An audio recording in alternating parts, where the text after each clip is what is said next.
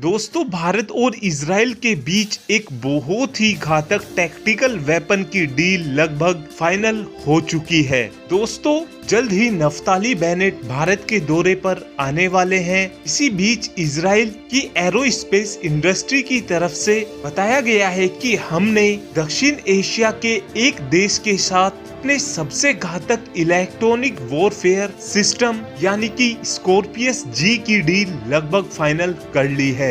और दोस्तों, आपको बता दें कि इजराइल का स्कॉर्पियस जी दुनिया का सबसे घातक इलेक्ट्रॉनिक वॉरफेयर सिस्टम माना जाता है और इस इलेक्ट्रॉनिक वॉरफेयर सिस्टम का लोहा पहले ही अमेरिका और रशिया मान चुके हैं। और आज के समय में दुनिया में ऐसा कोई भी देश नहीं है जिसके पास इतनी घातक टेक्नोलॉजी का इलेक्ट्रॉनिक वॉरफेयर सिस्टम मौजूद हो। और इजराइल की तरफ से पहले भारत को इस इलेक्ट्रॉनिक वॉरफेयर सिस्टम का लैंड वर्जन ऑफर किया गया था और जभी से ही भारत और इजराइल के बीच स्कॉर्पियस जी सिस्टम को लेने की बातचीत चल रही है। और अब इजराइल ने भी ये मान लिया है कि हमारी डील लगभग फाइनल हो चुकी है। और दोस्तों, अब आपको बता देते हैं कि ये सिस्टम काम कैसे करता है। तो दोस्तों, सबसे पहले आपको ये बता देते हैं कि इस सिस्टम को ट्रांसपोर्ट करना बहुत ही ज्यादा इजी है और इस सिस्टम को एक ट्रक की मदद से इधर से उधर ले जाया जा सकता है। और स्कॉर्पियस जी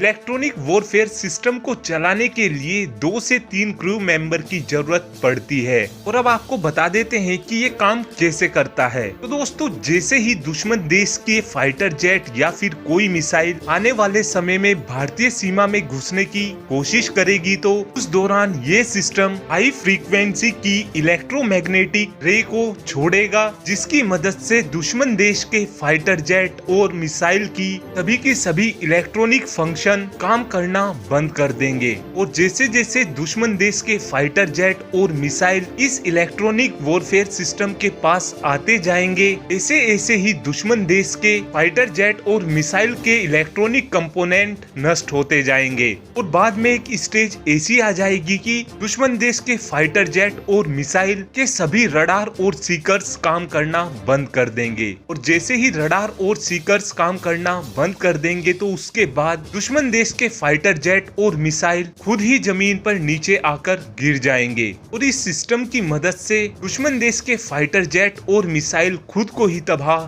कर लेंगे। और इस सिस्टम की सबसे स्पेशल बात यह होने वाली है कि जिस दौरान ये भारतीय सेना में शामिल हो जाएगा, उस दौरान भारतीय सैनिकों को ना तो कोई गोली चलाने की जरूरत पड़ेगी और ना ही कोई मिसाइल चलाने की जरूरत पड़ेगी। और दुश्मन देश के फाइटर जेट और मिसाइल भारत के सामने पूरी तरीके से सरेंडर कर देंगे। तो दोस्तों, इस डील को लेकर आपका क्या ओपिनियन है? आप अपना ओपिनियन कमेंट बॉक्स में शेयर कर सकते हैं। Thanks for watching this video.